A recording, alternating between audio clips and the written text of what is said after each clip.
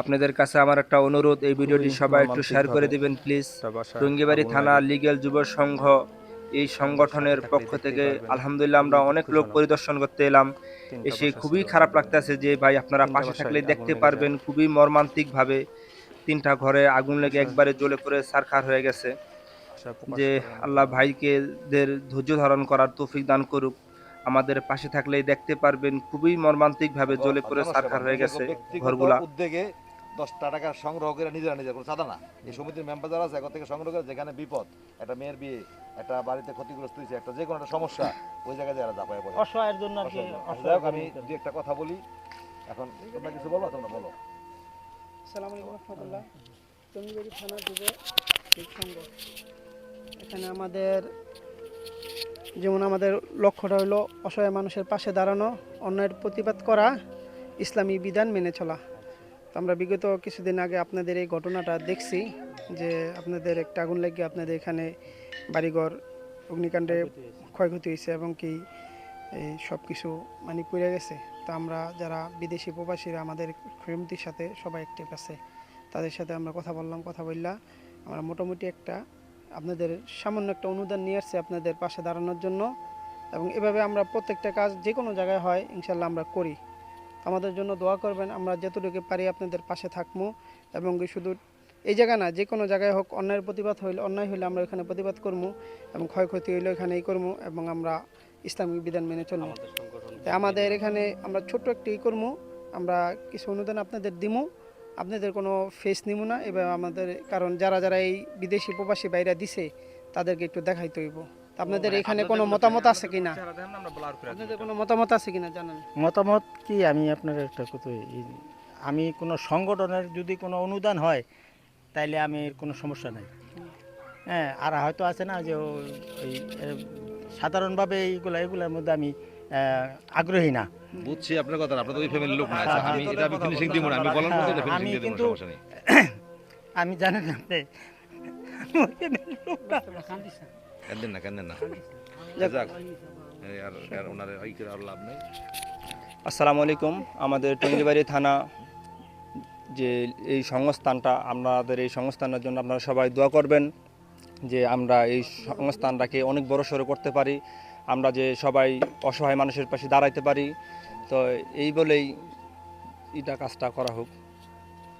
আর কিছু বলবো এখানে, ইব্রাহিম ভাই কিছু বললে বলেন। আসসালামু আলাইকুম রহমতুল্লাহ।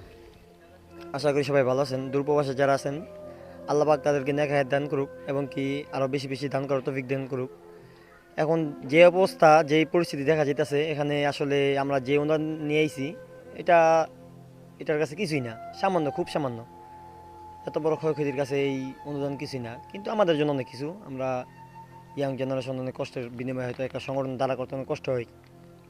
তো আমাদের জন্য সবাই দোয়া করবেন যাতে আমরা অসহায় মানুষের পাশে দাঁড়াতে পারি ইনশাল্লাহ।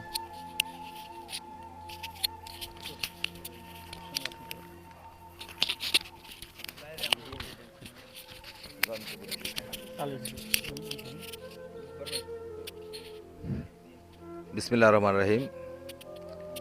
উপস্থিত টঙ্গিবাড়ি উপজেলা যুব লিগ্যাল এইড যুব সংগঠনের নেতৃবৃন্দ, উপস্থিত আজকে আমরা যেই গ্রামটিতে কামারখাড়া ইউনিয়নের দোপরাবাসা গ্রামে শিকদার বাড়িতে আমরা উপস্থিত হয়েছি।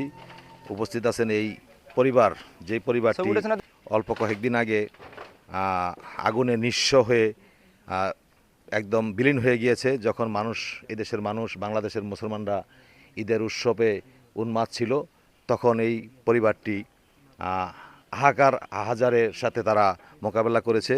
আজকে আপনারা হয়তোবা এই ক্যামেরায় দেখতে পাচ্ছেন যে এই বাড়িটির একেবারে রান্নাঘর, বাথরুম থেকে শুরু করে পুরো একবারে মানে বিলীন হয়ে গেছে। যাই হোক, আজকে আমরা এখানে আসছি, একটা হচ্ছে কি আমাদের দেশের লোক, আত্মীয়তার বন্ধন, সব কিছু মিলিয়ে ঝিলিয়ে আমরা এখানে উপস্থিত হয়েছি। এখানে উপস্থিত হয়েছে যারা এই যে যুব সংগঠনের নেতৃবৃন্দ, এই সংগঠনের সভাপতি মোজাম্মেল মাতবর, সাধারণ সম্পাদক আসলাম শিকদার সহ সকল সদস্যবিন্দু, উপদেষ্টাবিন্দু আমরা উপস্থিত হয়েছি। আসলে আমরা যেখানে আসছি একটি ছোট্ট সামান্য অনুদান, আসলে এটা অনুদান বলা যাবে না, কারণ আমরা সহানুভূতি দেখানোর জন্য আসছি।